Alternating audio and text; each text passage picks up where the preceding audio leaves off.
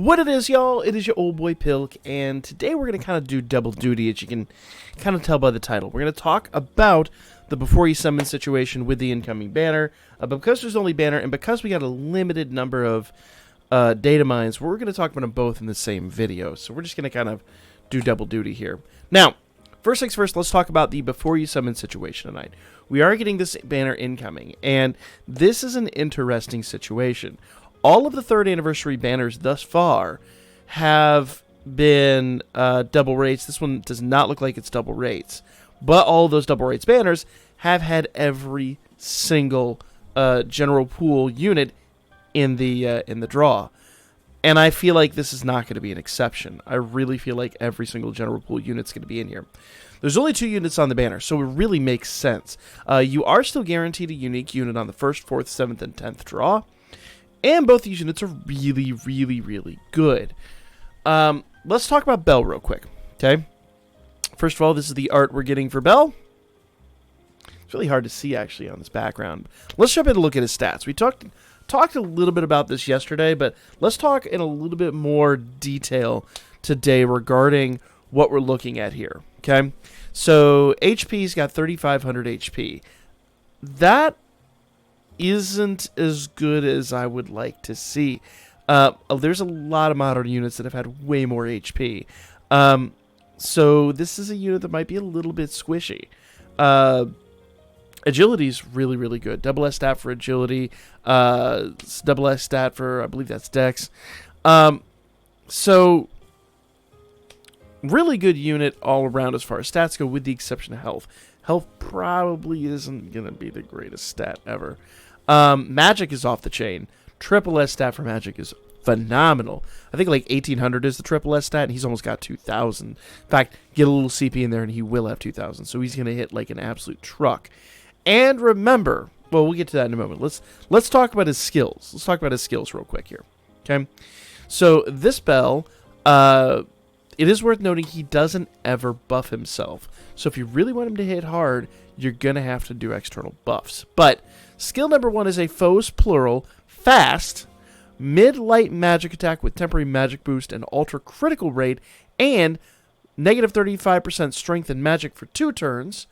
All allies decrease debuff by 3 turns. Now, I talked yesterday about how this guy's going to be really awesome for Wargame. You will hate to come up against one of these Bells in Wargame, because he's going to be, because it's a fast skill and because his agility is off the damn chain. If you have him with anybody that buffs agility, this dude's going to be like the 1st or 2nd attacker every single time. It's going to be wicked. And dude is going to debuff strength and magic, and that is basically going to, that can cripple an opponent.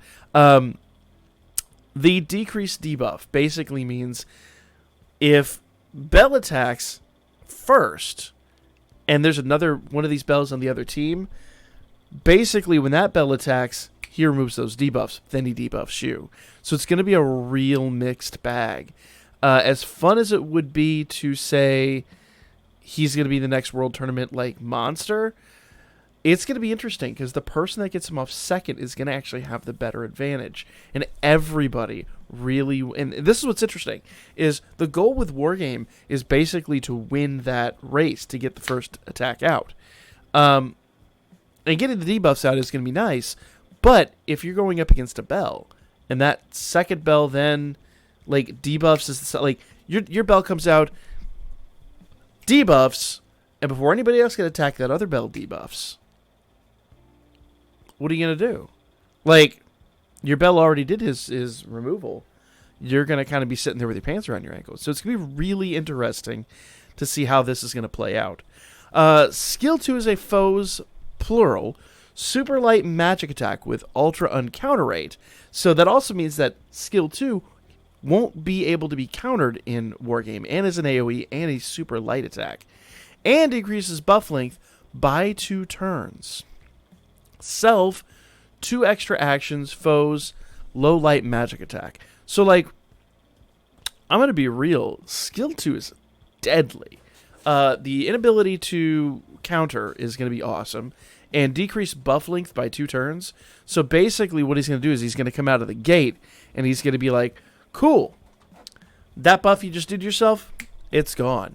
Notice it's not a fast attack, so that is actually handy. So if you set him to this skill, which will actually be a little hard, because if you set him to AoE, he's going to do the first one.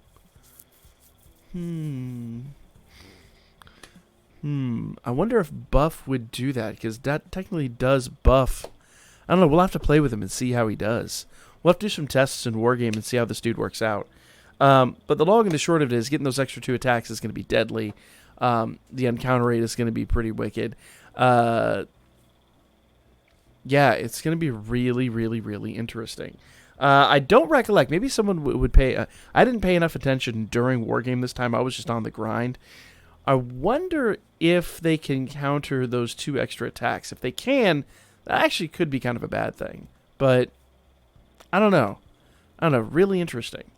Third skill is a super foe singular super light magic attack with ultra critical rate for each strength and magic debuff on the enemy minus 20% skill, or I'm sorry, plus 20% skill damage to himself. Now, this is what I was talking about yesterday. If you have the Light Harahime is going to bring this dude to life.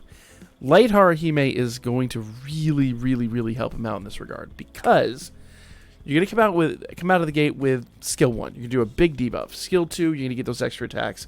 Skill 3, if you're in a situation where you can use a single target attack, and you have I say Harahime, but the Light Harahime, the swimsuit Harahime, you get her SA off. That's going to give him 80% strength, 80% magic, and 80%, I know the strength's not going to do much, 80% magic and 80% light damage. So plus another 20% on top of that. And if you're in a really lucky situation where you can get OG Harahime followed by Light Harahime, you can have 100% magic and 80% with the extra 20%.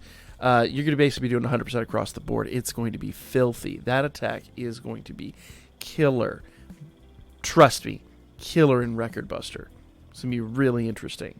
I would suspect Record Buster tonight might be slanted towards magic because of this unit dropping, so be aware of that. That's generally how they do it. They basically use Record Buster to try to encourage you to draw the latest unit. And while he doesn't look like a Record Buster unit right off the gate, while he does have that foe singular super magic attack as his third skill, he's basically great for AoE and great for single target. He does require that buff, but I'm going to be real. I really feel like the Light Harahime makes the light team completely busted to hell. So I do see this dude actually being really nasty in Record Buster, in Wargame, like all across the board. Now, he will require a little bit of work, and there are some very, very nuanced situations in which he actually could fall apart. Once again, like I said, he's going to be a little on the squishy side because he is lacking about 500 health compared to what we'd like to see in a modern version of a unit. So, bit of a mixed bag. But I think overall, in the long run, he's going to be very, very good. Nullifies Charm. Fast Growth. I really don't remember. I don't know what Fast Growth means. Fast Growth must give him like an XP boost. I don't really remember what that does, honestly. I don't think we've seen that in a really long time, unless it's like every bell does and I just wasn't paying attention. Easy way to find out. Let's just pull up the game here and see if that's something all the bells do and if that's a passive skill. Shouldn't be too hard to figure out. Alright. Let's see. Fast Growth, Null Charm. Yeah, so they all do that. I don't know what Fast Growth does, honestly. Huh. That's got to be some kind of XP boost. Anyway, all the bells apparently have Null Charm and Fast Growth. 35% Dark Resistance. You guys want somebody that kind of, I won't say nullifies Otaro, but I think Otaro's kind of fallen off his grandstand a little bit. The Dark one, at least. Regular attacks and counters are light magic attack. 50% damage on critical. All stats 25% and 20% physical and magic resistance. He's going to be really good. So, as much as I said he is going to be a little bit squishy, that 20% magic resistance, physical and magic resistance, is going to help out a lot. So, he naturally does have some defenses. So, I take that back. You can kind of forgive. I forgot about that little thing there. You can kind of forgive the HP deficit there. So I'm trying to kind of want to compare him to one of the more recent bells we got, but we haven't had a really good bell in a good minute. Curiouser and curiouser. Let's go ahead and take a look at the most recent. We got a free-to-play bell. What's the most recent summonable bell we got? Is Dual Strive summonable? I think he is. So, yeah. Dual Strive. Let's see. Yeah. I actually don't have this bell. So, Dual Strive, if we go ahead and pull this up here, and I'm pulling it up on my end, you can pull it up on yours. I don't have my phone plugged in right now to show you the screen. But Dual Strive Bell does HP 3600, which isn't bad. His physical attack is 1996, which his is 9227 for magic, and magic generally is a tiny bit lower. Strength, endurance on him is a single S, 657, and his endurance is 584, so endurance isn't quite as big. But Dex, like I said, is a double S stat for this new one. And agility, him on this one is a little bit higher at 1043, and this one's at 971, but still. Yeah. So, as critical as I am, maybe I'm a little overly critical of some of those stats. This is an actually really, really, really, really respectable unit. Now, do you want to summon for it? Well, we'll get to that in a moment. Let's first talk about the other unit on the banner. And that is going to be... that's one thing I forgot to mention. I forgot to mention this. We have had it confirmed. So, if your goal is to save your free-to-play Iris and maybe Whale for these units, you will get 3 chances to pull on his paid banner. 3. And that's not uncommon for banners where we get 2 units. So you're going to get 3 opportunities to hit this banner paid. That's, 1,200 Iris. But you guaranteed 3 of the units. Minimum. Just 100%. Just out of the gate. So, and Hestia is the same way. So let's talk about Hestia. So here's our new Hestia unit. Old girl on that damn red carpet. So HP is 1,000. In fact, let's compare her to the latest Hestia. Let's go ahead and look over here. So the latest summonable Hestia is the Pasture Goddess. This unit has 948 HP, and Pasture Goddess has 822, so that's already really good. MP on this one is 179, and Pasture Goddess is 198. That's 20. That's really not that big a deal. Physical attack on this one is 324, and physical attack on Pasture Goddess is actually 379, but they're fairly well balanced. Magic on her is 315, and magic on this one is 369. So Pasture Goddess is a little bit better. This one just has more health. Okay. Defense, 224 for this one, 219 for Pasture Goddess. Still, once again, pretty comparable. Strength is 324 here. Pasture Goddess is 379. So that's a big difference right out of the gate, but that's kind of what we saw over here. Endurance is 219 for Pasture Goddess. This was 224, fairly respectable. This one actually gets 433 in Pasture Goddess for Dex. Pasture Goddess only gets 358. And agility here is 604. Pasture Goddess is only 525. So they each have their uses. Pasture Goddess is going to buff your unit's output a little bit better. This one's going to buff the durability a little bit better. So very, very, very interesting stats there. Now, what does this goddess Hestia do? Well, Fiesta Goddess Hestia. I'm sorry, Celebration Goddess. It's Fiesta. Fiesta Bell and Celebration Goddess. Celebration Goddess Hestia. Foes, plural, minus 20% strength and magic, and allies plus 10% counter rate. So, we have yet to see a unit that does, I believe, that does strength and magic down 20%. That is extremely good. Extremely good. We do have some units that couple 15% with a number of other stats, but I'm going to be real. This is a little more usable because a lot of those do like different ailment resistances and things like that. So this is really respectable. In fact, we were talking the other day about the I believe it's the Onsen Hestia, that does the strength minus 20%. I don't even have her maxed limit broken. We'll have to get the other Hestias, which we'll get to in a moment. But this Hestia doing strength and magic is going to make her extremely useful on all sorts of events. This Hestia is almost a must. Almost a must. Very, very, very good. And notice she's also going to be able to be summoned 3 times if you decide to whale out for her. Now, here's the interesting caveat to all this. Is it wrong to get all the Hestia's campaign? So this is that campaign where, just for logging in, you're going to get a Hestia. And notice that day one, which is, I believe, tomorrow, in fact, we are going to get a Celebration Goddess Hestia. We are going to get a free unit from this banner. So if you've got a ton of Prism Bonds, and you don't want to spend Iris, and you want to save for part 3, because remember, anytime they drop a banner like this is a total trap. They're basically, and I know the units are good, but they're basically trying to get you to drop your free-to-play Iris. We've got 2 weeks left until Part 3 drops, and I feel like Part 3 is going to have some of the best units of any of these parts. Part 1 was really, really good. Part 2, a little on the lackluster side, if I'm honest. Still some good units, but I really feel like longevity-wise, Part 1's units are going to last a lot longer.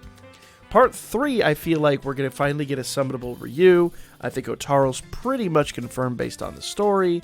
There's a few other units we could probably get. I would like to see some of those unique villains from this story, but it doesn't look like that's going to happen. But I would absolutely love to see that. Come on, Right Flare. Give us some of those units. We really need those units. So, yeah, there are... So, if I'm completely honest, dropping Iris on this banner, while good, is going to deplete your resources for Part 3. And whenever they drop a banner like this, that's kind of what they're hedging their bets on. They want you to blow that Iris. They want you to go out there and, waste everything before everything hits. You're going to get one guaranteed. If you're not that keen on the unit, or you think you can wait a little bit longer, get the Celebration Hestia, the free one, and chill for a little bit and see what kind of happens. I do think it's worth at least hitting the first one, maybe even like the first 4, just so you get the guaranteed. Because remember, if we go back over here, 1 and 4 are guaranteed pulls. If you're asking me what I'm going to do, I will not be wailing for them. They do not look like they're going to be time limited. If they were time limited, they would show right here. So these guys are going to be in the general pool going forward. Unlike every other 3rd anniversary unit, they're going to be in the general pool. So if you're free to play, maybe wait. Because, and let me explain why I say this, all of the units in Part 3, those units are going to be time limited. If you do not get one of those units, you're not going to get another chance until next year at the earliest. So, if you're going at this from that perspective, from the free-to-play perspective, and you've just got, you're going to barely have 8,000 Iris or not even have 8,000 Iris for Part 3, maybe skip. Maybe do like one multi, just go for a copy and then wait. Because while it is guaranteed to be one of the new units on 1st, 7th, and 10th, 4th, 7th, and 10th, that's 4. And we're talking you're going to need like 12 units in total. Plus, I really feel like it's going to include all of the general pool units. I really feel like that is the case. So, if it's not, then it's kind of a really good thing. But at the same rate, still, even if the general pool units are not in here, you want to make sure you at least have 8,000 Iris for Part 3. You do not want to falter on that. It would just be an awful situation. You want to make sure you can at least get one of each on Part 3, because if you don't, you can't go back. And if you miss one of the really awesome units, sorry, it sucks. You can pull one of these units from a 2-star, 3-star ticket. You will not be able to pull one of the anniversary units, or the anniversary time-limited units, from a 2-star or 3-star ticket. Once they're gone, they're gone. So consider all of that wisely. Very, very wisely. I would, as good as they are, I would definitely say if you have to choose between the anniversary and this, or I say the anniversary, part 3 of the anniversary, and this, choose part 3. 100%. You're going to get one of her free anyway. She's really the biggest prize here. Belle's going to be great, but not game-breaking, I don't think. So we'll see how all that goes. Let's talk a little bit about data mines. Okay, I think I've spoken my piece on that enough. Data mines, we didn't really get a whole heck of a lot. Everything we have in here, we know. That's kind of where we came up with these banners. We don't even know what type war game is. Like that actually, I'm sorry, war game. 7th zone is. Like that wasn't dropped. So, not really a terrible amount of information. The only thing that I thought was really interesting is if we go in here, and basically the way they do this is they drop the basic Belle outfit, and then they drop all these faces. I wonder how I make these thumbnails? That's how I make these thumbnails. So, normally they do this, and I will emphasize normally, they do this when there is a story or something like that. But best we know, there isn't a story. Yeah. So, the only exception to this might be, and I emphasize might be, something in the Interact. Now that they have that new Interact page at the beginning, there might be something in there. That's the only thing I could think. Unless there's a tale that just we don't know about yet. But we got the data download, so if there was that information there, the data miners would have, data miner singular, would have already alerted me. So, yeah. Interesting. But I don't expect there to be much. I don't expect there to be a story or anything of that nature. And like I said, we don't even know what the typing is for 7th zone. All we know is it's here. But we did get, to be fair, we did get 7th zone last week, so we could pull that up and take a look at that. I think it's, I don't remember. I'd have to go look it up. Either way, we'll talk about that when all that drops. Like I said, unfortunately, data mines just weren't all that fruitful this week. Everything has already kind of been brought to our attention. So, but I do want to thank our data miner for bringing this to my attention, because once again, it helped me produce content, and we got a little bit of information in here. Just really strange, a little bit of a question mark, but who knows?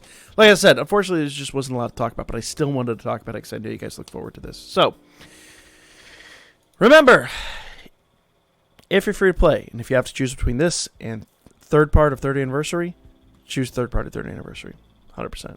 If you can afford it, though, I think these units are really good, but do be aware, I fully expect every general pool unit to be in here, so it's going to be hard to draw what you need.